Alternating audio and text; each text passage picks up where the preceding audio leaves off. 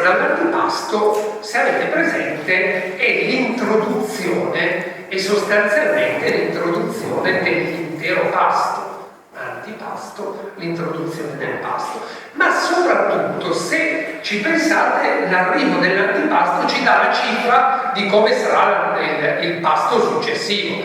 Ecco, l'antipasto e passo il piatto a Suor Paola. L'antipasto lo possiamo vedere con il primo modo di pregare di Domenico. San Domenico prega in piedi, inchinato, o i primi due modi, inchinato per esprimere umiltà. Quindi proviamo a ragionare sull'antipasto legato all'umiltà, l'umiltà che troviamo anche nell'opera, nel momento di mangiare, l'umiltà e semplicità e quello stile che abbiamo visto prima. Quindi qual è l'antipasto, Paola, che ci servite questa sera?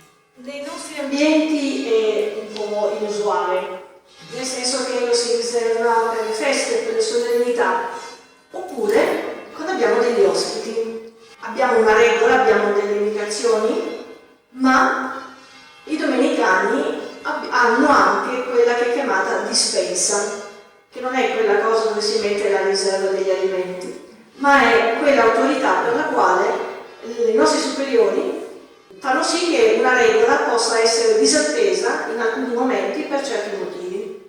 Il che significa che anche le monache parlano a tavola, soprattutto quando in certe occasioni abbiamo degli ospiti con noi. E i primi momenti dell'inizio del pranzo, sicuramente del pranzo, sono i più delicati. Noi abbiamo bisogno di mangiare per poter vivere. Ma il fatto che io compia questo gesto di fronte a un altro ti esponi.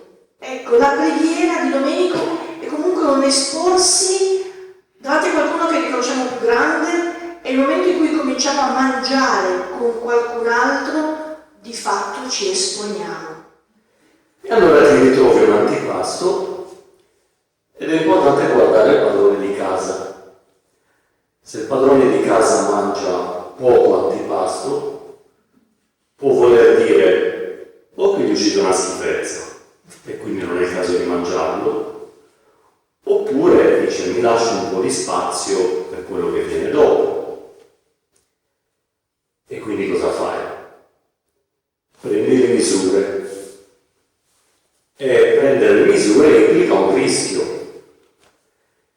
E nel momento in cui c'è il rischio si mette per forza e immediatamente in gioco l'umiltà, perché puoi sbagliare. Cioè devi mettere in conto che quella fettina di salame può significare o un piatto pesante dopo oppure una linea per tutto il pasto e quindi ti mangi anche le fettine di salame delle persone che ci sono vicino. San Domenico non era uno che accentrava tutto su di sé, era persuasivo.